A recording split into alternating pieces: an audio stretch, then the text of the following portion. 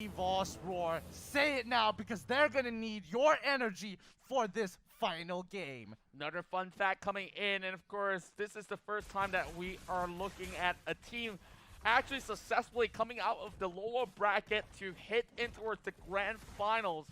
And of course, there's only one time, and the other time was MXL going on against EVOS.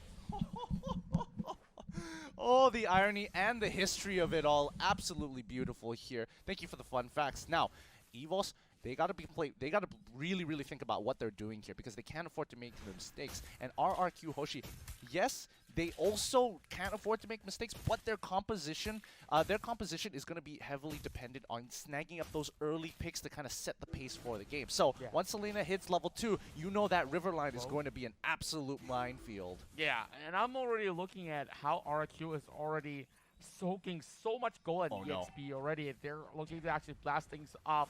They have very small lead, but now members of EVOS are looking to catch on towards that first blood. Wait a minute, they didn't give... Oh, it looks like they didn't give Rexy the blue buff this time, so he has to be very conservative of his mana here, but takes away the red buff! Juan is forced to back away! They're gonna use Luminaire to secure this kill here, but R7 is trying to pick him up! Oh, the maximum impact from the middle lane! Sin did not miss when it mattered! They sacrificed 2 members to ensure that Juan is put behind!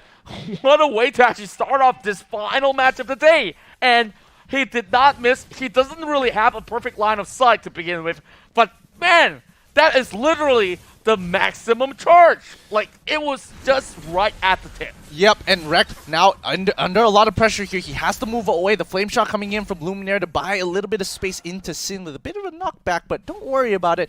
Looks like Wrecked is going to be A-OK. Bottom lane is going to have full control, is going to go over to RRQ. Turtle is not coming up anytime soon, but again, we are talking about a Selena. She wants to look for these picks. Luminaire can't afford to get hit by a single arrow. Yeah, and of course, they really have to watch out for those arrows coming in from RRQ. But Bindo getting pulled all the way back, so at least like you are forcing Vin to actually back away at the very least. But here comes Rek, that they're looking for an entry point. Oh, that's a big flip. Juan's gonna be solo killed by R7. Oh, they've got to be so upset with that. Juan is so far behind now. He missed out his red buff. He gets solo killed by a Jawhead. His team needs to work together here because now that Juan is gone, Sicilian is going to be the only other person who has an opportunity to actually deal damage. But it looks like they're not even going to try and contest this turtle here. Things are not looking good for the side of EVOS. Yeah, Goldie's going to extend for RRQ Hoshi, and they are just doing everything pretty much correct. Like, that first minute setup was gold. Like, that really pulled them so much advantage. And now our EVOS don't really have much response over the top side as well, but it's going to be one kill head over on towards RRQ again, making it a 3-2. Yep, they're putting in a lot of... Oh, the Abyssal Arrow lands, and now Juan is in a lot of trouble, forced to flick around again! And this time, they secure everybody! They push them under the turret! RRQ with a hunger never seen before, want to put EVOS in the dirt! And we are looking at RRQ, the kings of kings. I told you about their dominance in the blue side, and now Bajan can only retreat, and they will be able to secure the mid lane turret in time, but they are actually taking precautious steps. Lemon over the top. They are on the back foot, 3K in less than 5 minutes. This is not looking good for EVOS at all. This is such a huge deficit considering how these games have been going so far. Now, Bajan, he's going to take a little bit of damage from Sin. Unfortunately, the red buff isn't going to be enough to secure that kill there.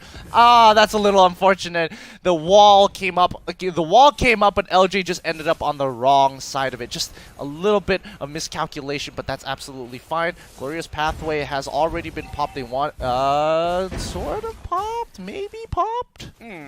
Well, that was a visual bug, wasn't it? Looks a little bit awkward, but do they really need that pathway to begin with? Like, the turret was already low enough for Kimmy to actually take it down. So here comes the Scythe being bought there by Vin.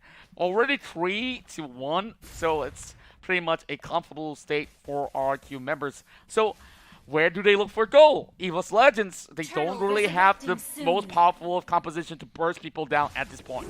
And you can already see that the level disparity is becoming evident here. 5k goal lead in favor of RRQ, and we know what happens when RRQ gets a goal lead. You don't get to breathe. You don't get to go into your own jungle. They're just gatekeeping them from touching any of the buffs. No Lethal Wanderers have been achieved by EVOS from this point on into the game. The river is absolutely dangerous. Blue buff, they can't even touch it. LJ, he gets the initial stun onto Luminaire and absorbs an entire Rhapsody there just to make sure they can secure that blue buff. And Sin, he's having the time of his life. He's getting all the space he needs. Yeah, and I'm looking at how they are just easily securing every single one of all these leads.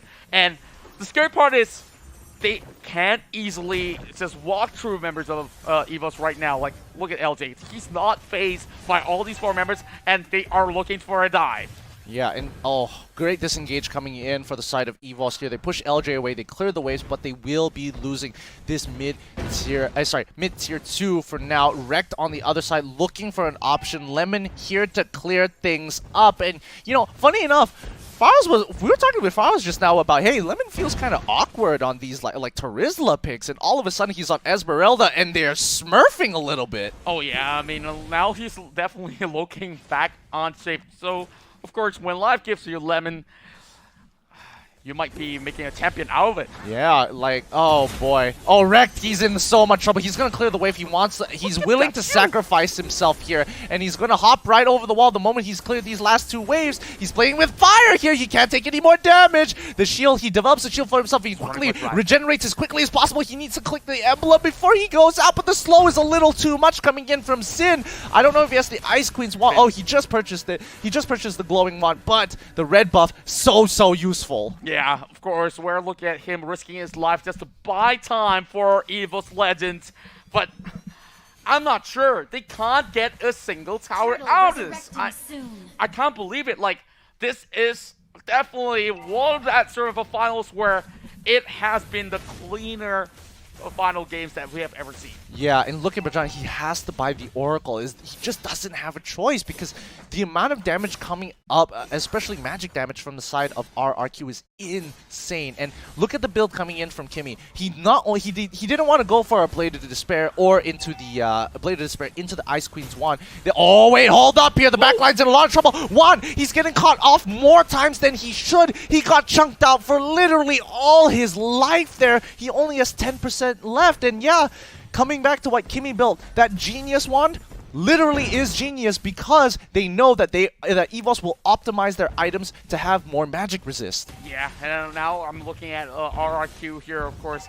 They got every single thing inside of that inventory. Oh, that big blast over the side of Rexy will force him back to base, but R7 here, they're catching him off, but, you know, there's no problem dealing with the wreck right there as he's only trying to push, but how long can he keep this up for? No, this is just not good. EVOS like, even if EVOS were to maintain, right, RRQ is most likely going to go pick up Lord for themselves. Ooh, the Abyssal Arrow doesn't land yet since not in range. Rekt is still trying to dodge it, but the moment he gets touched by it, the stun, and now Rekt is going to go down, back into the gray. Yeah, now of course with those timers being up and members of EVOS are just looking to watch as it slowly gets further and further away from grass. That's going to be a Necklace of Endurance being purchased by Luminaire.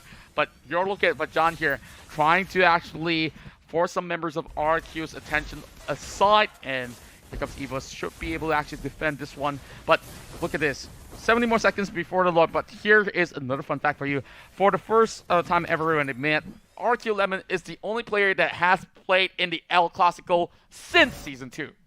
Oh, man. I mean, I kind of feel like this is well-deserved. If RRQ wins it right here, right now, this game really is a statement that EVOS has to bump up their game at another time, because RRQ are playing at another level here as EVOS are slowly losing their grasp over this game. A 10k goal lead, especially in a pro setting, just means inevitable death. Yeah, I know. Speaking of inevitable death, and it might just be an inevitable victory run for the side of RRQ Hoshi if EVOS does not put a full stop on that Lord. There's only so much time that they can actually pull off on their belt. And, you know, they've been relying on Rex so much throughout this entirety of the series. And it is now looking like it might just come to a closure real soon. Yeah, I feel like RRQ in this particular position against EVOS, they're setting up the waves very nicely. They're just holding it, making sure they all collapse at the same time. But if EVOS have any chance of winning this game, the only way they win is if RRQ really mess up here. Oh, here comes a maximum charger. Of course, they are going in for a little dive, as that will be the Lord slowly marching forward. But Esmeralda starts right in, looks for Sicilian, and oh, this one erupts as they break open the mid lane. But here comes Luminate, gets popped up and deleted. Mega kill going in as we see Pachao. The next one to full double kill going for the Kimmy, and one will be slain. Over! It's a Maniac, and here are your champions. Subscribe!